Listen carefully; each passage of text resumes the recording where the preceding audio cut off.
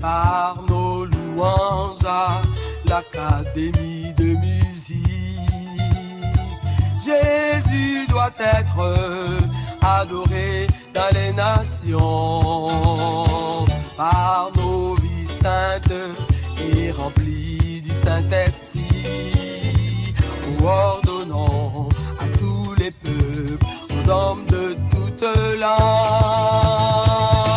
lorsque vous entendrez retentir nos louanges à Jésus-Christ, le roi des rois, à partir des cœurs purs, des vies qui cherchent Dieu et qui possèdent Dieu. Des vies brisées et morts pour moi, qui ne veulent que sa gloire. Vous vous prosternerez et vous adorerez Jésus le roi.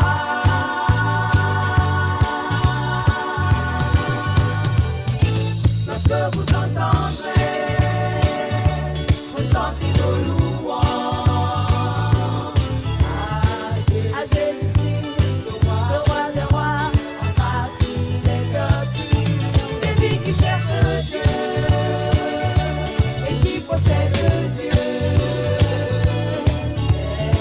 Des vies brisées et morts pour moi, qui ne veulent que sa gloire.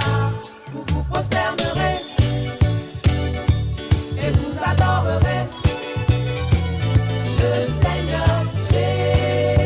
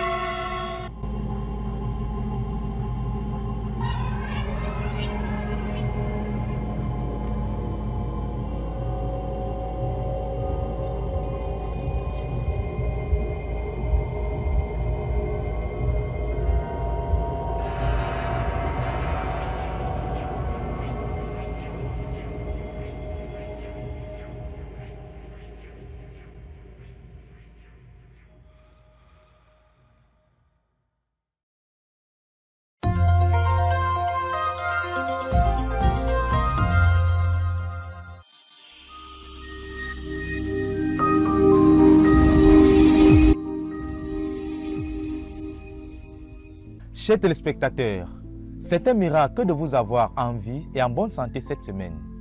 Une fois de plus, bienvenue sur la RTVC dans votre émission Témoignages des miracles et des profils. Dieu est le médecin par excellence et la Bible est une excellente encyclopédie médicale car on y retrouve environ 89 passages parlant de maladies spécifiques, environ 24 passages parlant de personnes spécifiques qui étaient malades. Le mot maladie apparaît sous différents orthographes environ 145 fois dans la Bible et le verbe guérir apparaît environ 149 fois sous différentes formes grammaticales. C'est donc certain, la maladie est l'une des préoccupations fondamentales dans le cœur de Dieu et la guérison de toutes les maladies est l'une des merveilleuses promesses qu'il a faites à son peuple. Car Dieu dit dans Exode chapitre 15 verset 26, deuxième partie, « Je ne te frapperai d'aucune maladie dont j'ai frappé les Égyptiens, car je suis l'Éternel qui te guérit. » Et dans le psaume chapitre 103 verset 3, le roi David dit de Dieu, « C'est lui qui pardonne toutes tes iniquités, qui guérit toutes tes maladies. » Jésus-Christ guérit encore, même dans notre génération. Le professeur Zacharias Tanefomon, éminent homme de science et par ailleurs héros de la foi, avait vu avec toute son équipe environ 10 000 miracles de guérison instantanée opérés par le Seigneur en réponse à la prière au Seigneur Jésus-Christ. Aussi, c'est le cas de notre sœur dans notre émission de ce soir. Elle a expérimenté le miracle de la guérison dans son corps. Elle s'appelle Maman Maria Moussali de la Nation spirituelle de Garoua. Elle est née le 13 février 1964 à Yaoundé. Après sa conversion, elle a été guérie miraculeusement du VIH-Sida le 23 juillet 2013 à Koumé en réponse aux prières. Car la prière du juste a une grande efficace. Écoutons son témoignage.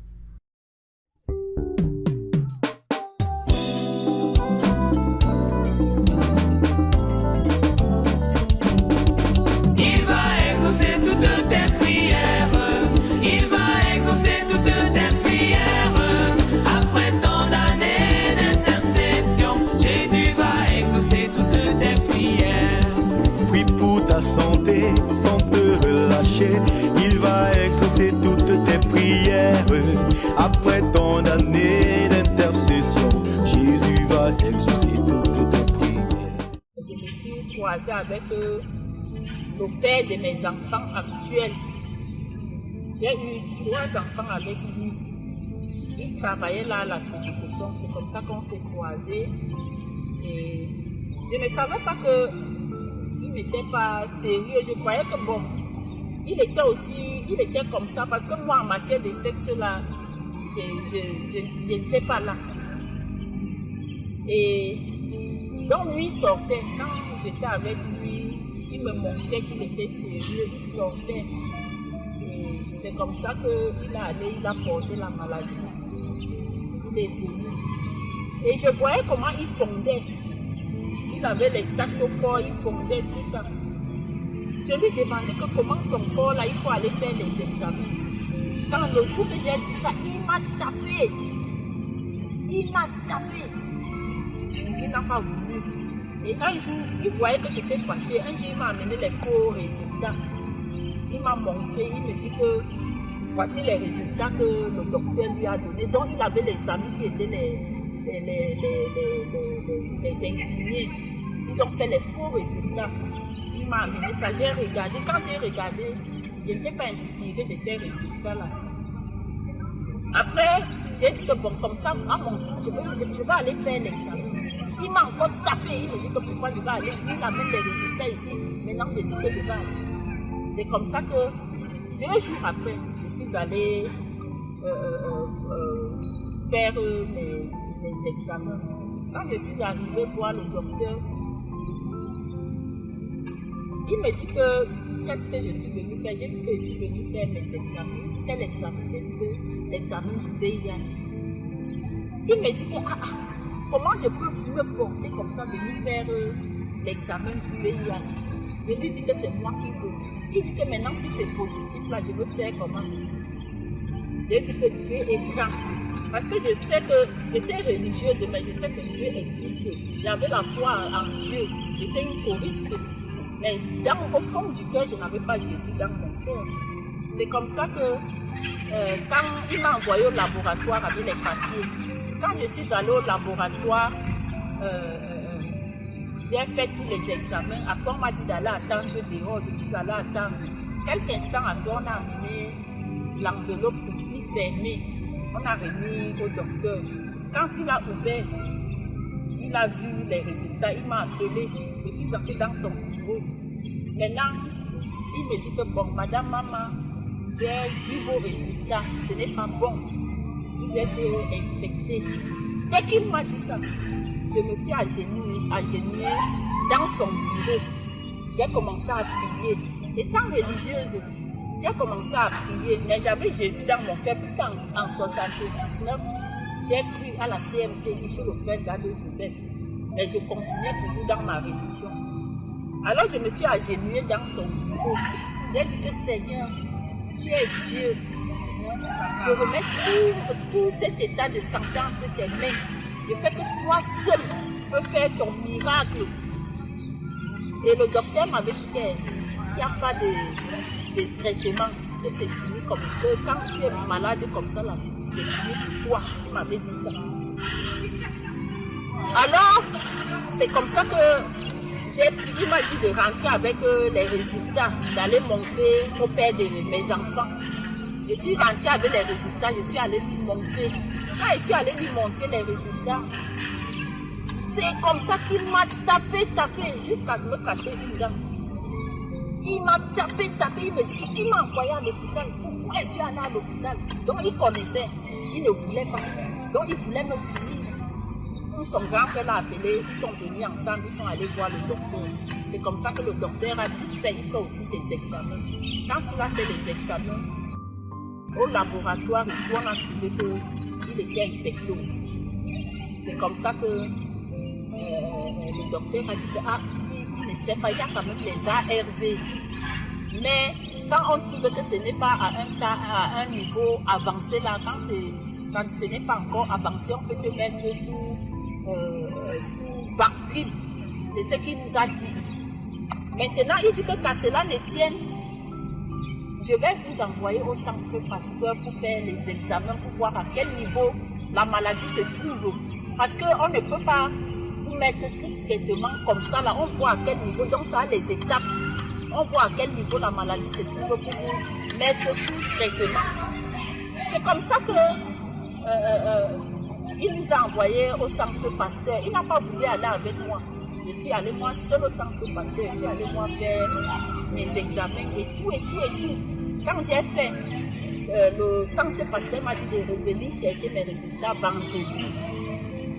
Lui n'est pas allé. Le vendredi, je suis allée au centre Pasteur. On m'a donné mes résultats sous pli fermé. On m'a dit d'aller remettre au médecin qui m'a envoyé. C'est comme ça que j'ai pris mes résultats et je suis allée remettre au médecin qui m'a envoyé. Dès qu'il a pris, il a ouvert. Dès qu'il a ouvert, il a lu. Quand il a lu, il dit que bon, madame, maman, je vais vous mettre sous antirétro. Mais ce n'est pas, ça n'a pas touché les parties qu'il avait peur. C'est ce qu'il m'a dit. Donc, c'est comme ça qu'il m'a mis sous traitement. C'était en 2005, début en juillet 2005. Maintenant, alors, c'est comme ça qu'il m'a envoyé aller prendre les médicaments. Je suis allée, j'ai pris les médicaments. Je priais toujours mon Dieu. Là, entre-temps, le père de mes enfants, là, comme il a refusé d'aller au centre Pasteur, c'est comme ça que quand il finissait, il est tombé malade. Hop, on l'a amené à l'hôpital, là où on a fait les examens. C'est comme ça que le lendemain du jour, il est mort. Quand il est mort, juste après sa mort, c'est comme ça que je dormais dans ma chambre. Une lumière qui est apparue et une voix qui me disait: maman, j'ai tout laissé pour que tu me suives. Et si tu ne me suis pas, c'est ta fin.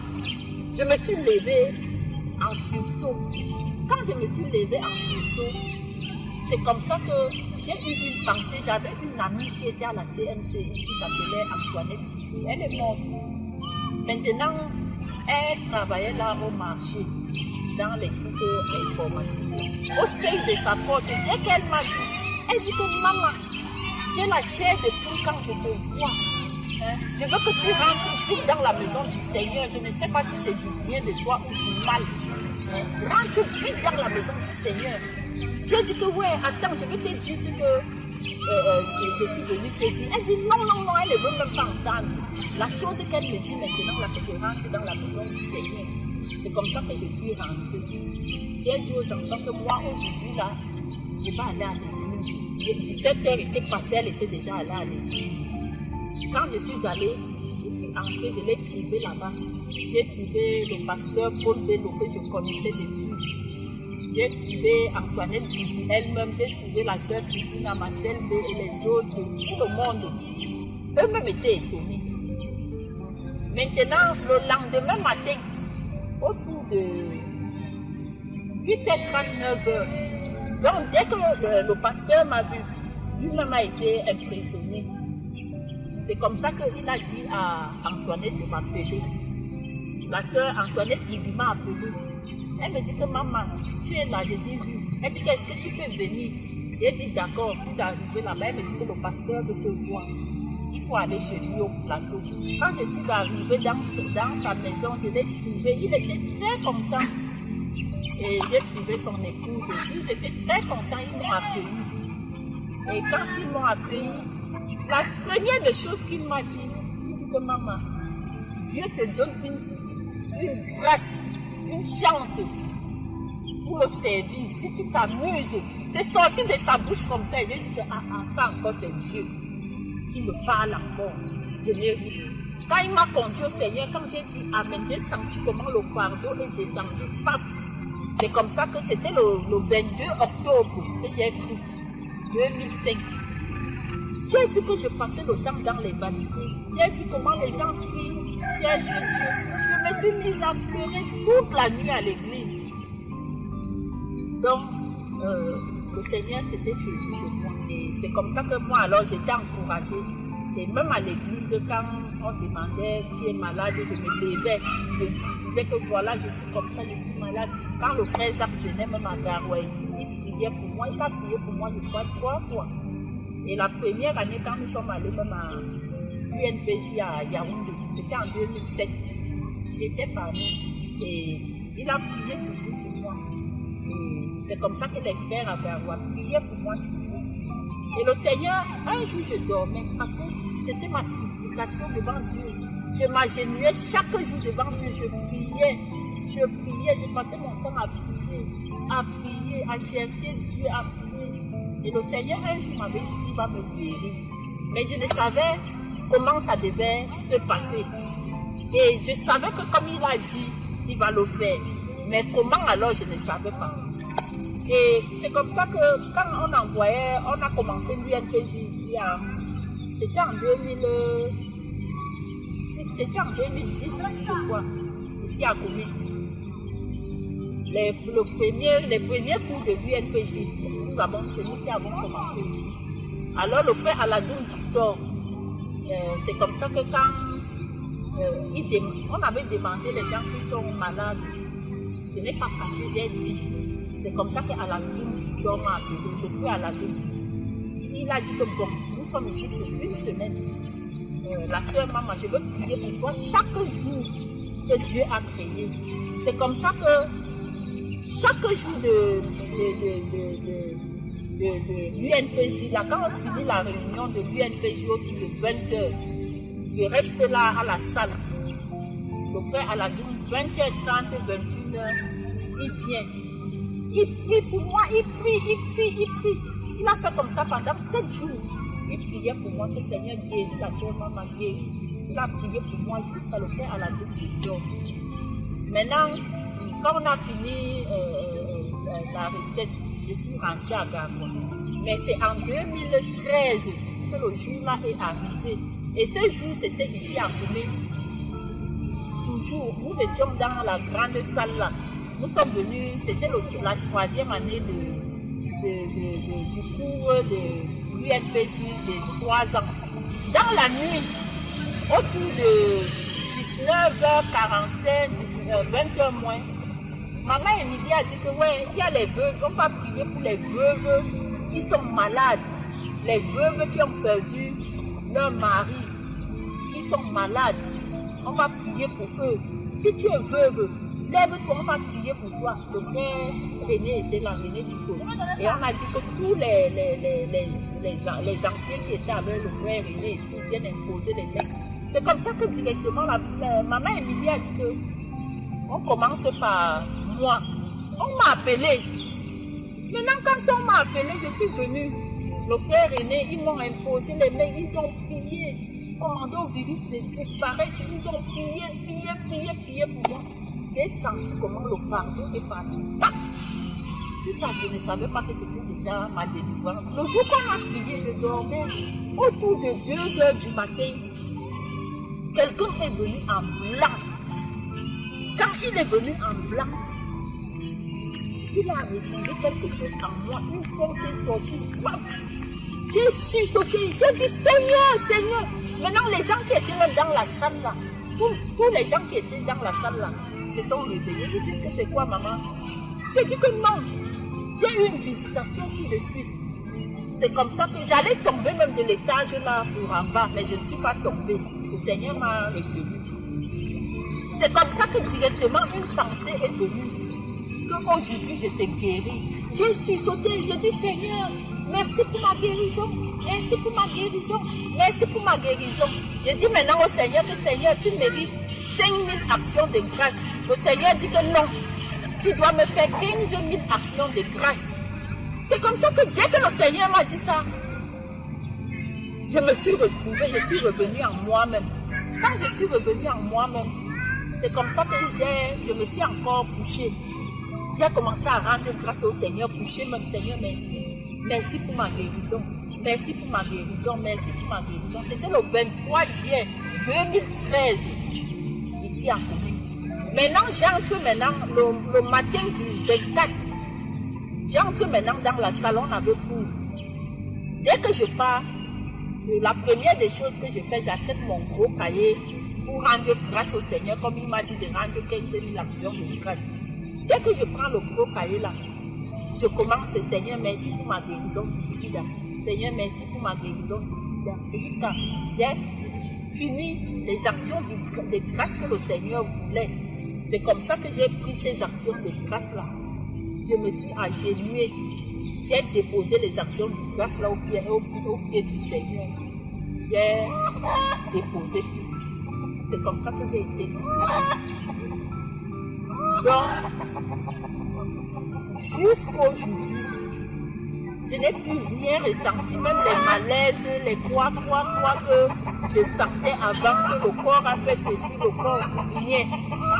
Bon, je voudrais, la chose que je voudrais dire, je voudrais encourager les personnes qui sont aussi dans les mêmes situations que j'étais, que seul Jésus peut délivrer. Seul Jésus, en dehors de lui, il n'y a pas quelqu'un d'autre. Parce que moi, dès que j'ai su que j'étais malade, j'ai mis toute ma confiance au Seigneur Jésus. Et je suis venue, j'ai donné ma vie au Seigneur, j'ai donné mon corps, mon âme, mon esprit, mon tout au Seigneur Jésus. Et j'ai marché avec lui jusqu'aujourd'hui. Et je prêche l'évangile, j'aide le frère Paul Bello dans le gagnement des âmes. Donc je suis dans plusieurs localités dans la nation spirituelle de Garoua. Donc je peux avoir plus de 500 églises, plus de 500 et beaucoup de convertis, peut-être 2000 convertis ou plus. C'est donc certain, Jésus-Christ guérit encore. Peut-être sauves-tu d'une maladie quelconque dans ton corps ou même dans tes émotions. Par la foi au Seigneur Jésus-Christ, tu peux être guéri. Saisis-toi donc de Dieu et de sa parole, car il envoie sa parole et guérit toutes tes maladies. Que Dieu te bénisse. Rendez-vous la semaine prochaine pour une nouvelle émission.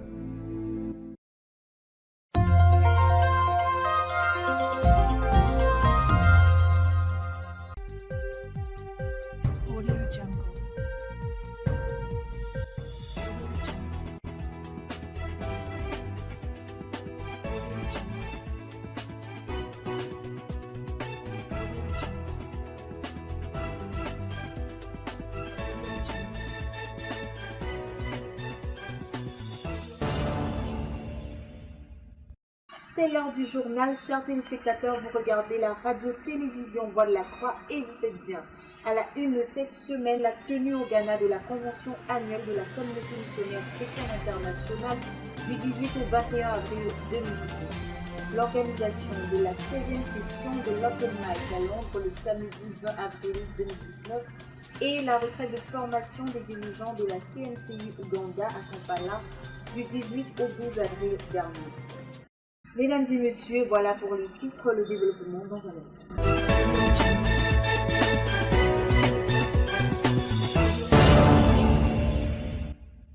En France, la toute jeune église de la CMCI implantée dans la ville de Troyes grandit à mesure qu'elle reçoit des ministères rendus de dirigeants tels que le pasteur Constant Yampé qui s'y est rendu le 21 avril dernier. Le reportage de Franklin Bouillon. La ville de Troyes, située en France dans la région Champagne-Ardenne, la deuxième en population de la région sur la Seine, à l'ouest du parc naturel régional de la forêt d'Orient. Sa superficie est de 13 km² pour 60 009 habitants. C'est ici qu'a été implantée une jeune église de la CMCI le 16 février 2019 par le frère Albert Congo. Le dimanche 21 avril, il a eu lieu une campagne d'évangélisation au cours de laquelle 2 jeunes convertis qui avaient respectivement donné leur vie à Jésus en septembre 2017 et décembre 2018 ont été baptisés, venant ainsi agrandir la famille de Christ à Troyes et en France. Lors du culte d'adoration conduit par le frère Constant Yonke, ce dernier a enseigné sur l'origine et la signification biblique de la Pâque et sur l'importance du baptême en tant qu'acte d'obéissance au Seigneur Jésus-Christ. Enseignement au thème duquel des personnes non converties ont fait la promesse de lire désormais la Bible. La réunion s'achève par des moments de communion entre des frères heureux d'avoir passé ces moments ensemble. Pour la RTVC, Franklin Dundu. C'était la 16e session de l'Open Mic à Londres qui s'est tenue au lycée King Henry le 20 avril 2019. Un événement organisé et soutenu par les jeunes de la CMCI qui se sont mobilisés pour en assurer la réussite. Le reportage. C'est le samedi 20 avril 2019 que les jeunes de la CMCI à Londres ont tenu la 16e session de l'Open Mic dans l'enceinte du lycée King Henry, accueillant 69 invités venus de diverses régions de Londres.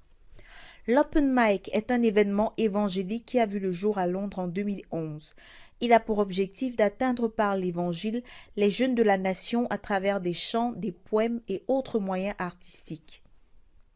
Cette fois-ci, le Seigneur a ouvert les portes d'une école secondaire pour assurer la tenue de l'événement dont les préparatifs ont pris effet 6 semaines plus tôt. Les volumes de prières et les répétitions se sont intensifiés à mesure que s'approchait le jour J. C'étaient des moments de louange, de partage, de prière, de communion et de recherche des desseins de Dieu pour l'occasion. Avant leur arrivée dans la salle le jour de la rencontre, les jeunes se sont réunis dans le hall de l'église pour prier, louer Dieu et se préparer pour le ministère imminent. La soirée commence par la lecture du psaume 136 qui met l'emphase sur le refrain « Son amour durera toujours » d'après le thème de la réunion qui porte sur la manifestation de l'amour de Christ par sa mort sur la croix pour nous. Tout de suite après le mot de bienvenue, la soirée se poursuit avec au programme le ministère rendu par les jeunes de l'Église, notamment des chants et des poèmes qui sont pour la plupart des compositions individuelles. La cérémonie s'achève par un message évangélique prêché par le pasteur Solomon Tani qui s'inspire de l'histoire de la femme surprise en adultère dans le livre de Jean au chapitre 8. Nous remercions le Seigneur pour sa main étendue sur les jeunes de la CMCI à Londres et nous sommes impatients de constater la croissance aussi bien dans les vies des jeunes que dans les effectifs des jeunes gens atteints par l'Évangile. Traduit de l'anglais par Cynthia Siaka, le reportage de Anna Donald.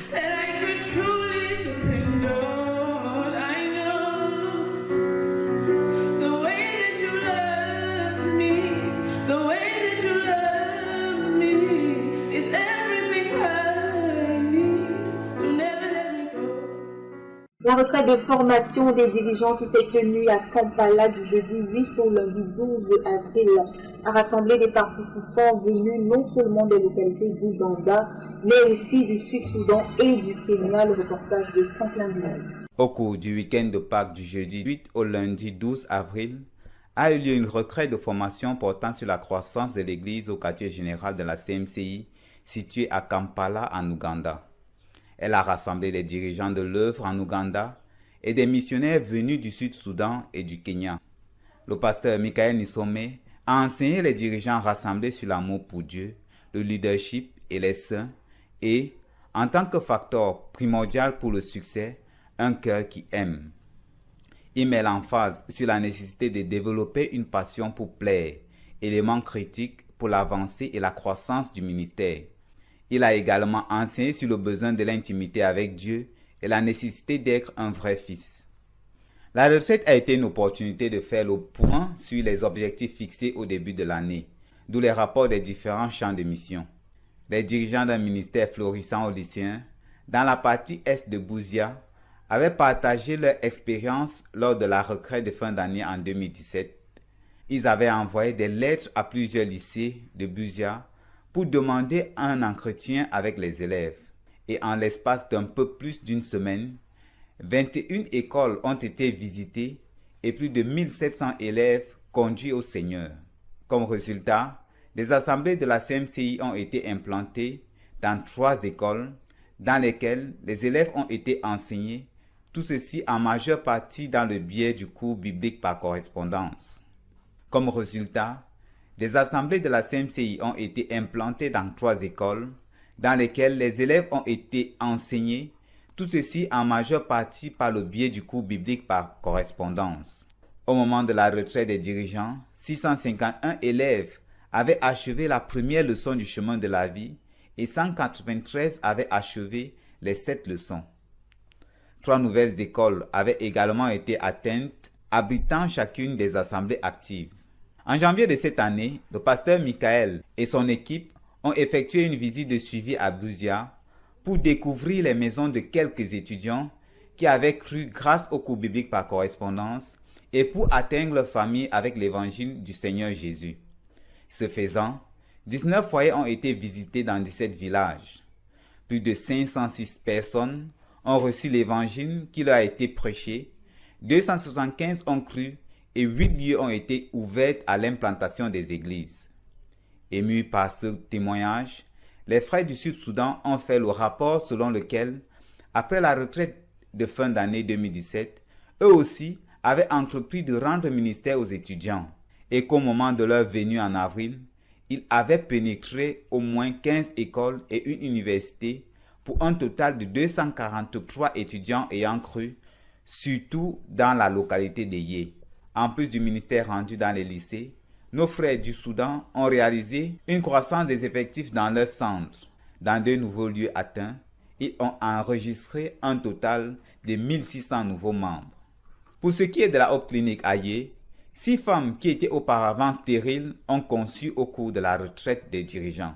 Le pasteur Michael, dans son souci de voir se répandre dans au moins 100 districts d'Ouganda ce qui s'est passé à Busia, a conduit une équipe de frères depuis Kampala qui se sont joints aux frères du nord de l'Ouganda vers la fin du mois de mars. En l'espace de 10 jours, ils ont été capables d'atteindre 12 lycées, 2 grandes écoles et 7 campus universitaires.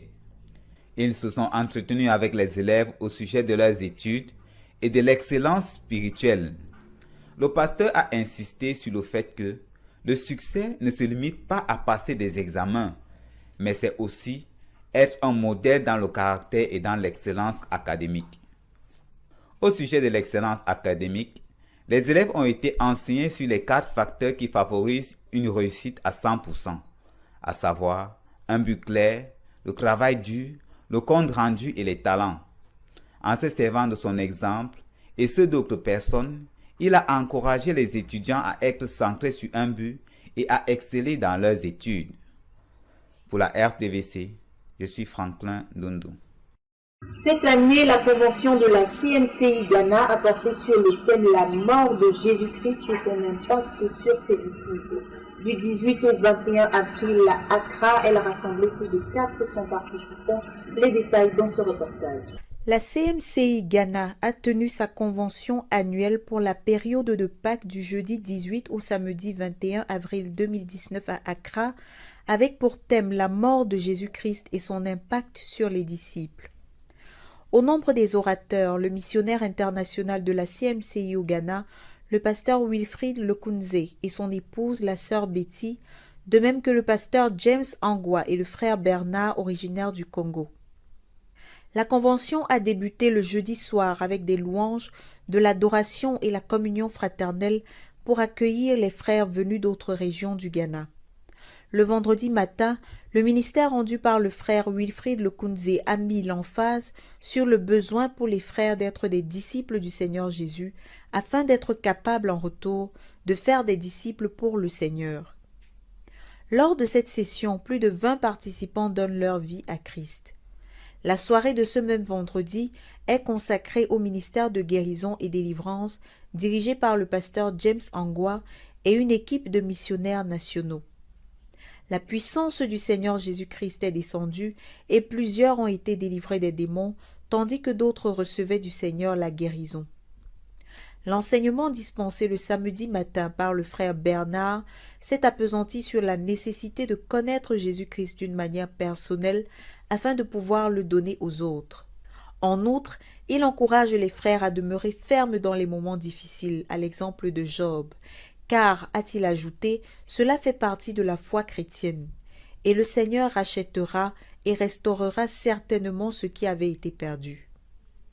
Le soir, c'est au tour de la sœur Betty d'entretenir les jeunes sur la vision de notre ministère. Elle explique aux participants ce qu'est notre ministère et ce qui est requis de chaque membre de notre œuvre pour contribuer pleinement à accomplir notre but. C'est le samedi que la convention en est à son apothéose lorsque des louanges, adorations et témoignages sont élevés à la gloire du Seigneur. Le pasteur Wilfrid amène l'Église entière à prier pour être remplie du Saint-Esprit pour qu'il la rende capable de gagner des multitudes d'âmes à la sortie de la convention. Il encourage également les frères à travailler sans relâche dans la conquête des âmes pour s'assurer que 1000 croyants se réunissent pour la convention l'année prochaine sur le site du quartier général de l'Église qui a été miraculeusement acquis l'année dernière à Accra. Ont pris part à cette convention plus de 400 frères de la CMCI Ghana venus de 13 localités et de 6 régions du Ghana hormis Accra. À Dieu soit toute la gloire. Traduit de l'anglais par Cynthia Siaka, le reportage de Padam Opuni.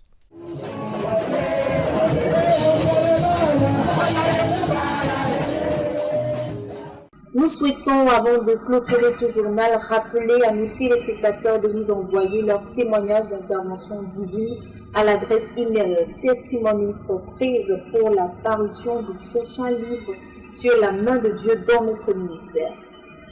Voilà, nous sommes parvenus au terme de ce journal. Une fois de plus, les titres. La tenue au Ghana de la convention annuelle de la communauté missionnaire chrétienne internationale du 18 au 21 avril 2019. L'organisation de la 16e session de l'Open Mic à Londres le samedi 20 avril 2019 et la retraite de formation des dirigeants de la CMCI Ouganda à Kampala du 18 au 12 avril dernier. Mesdames et messieurs, merci de nous avoir suivis une fois de plus. Restez scotchés sur la RTVC. Rendez-vous la semaine prochaine. Soyez bénis.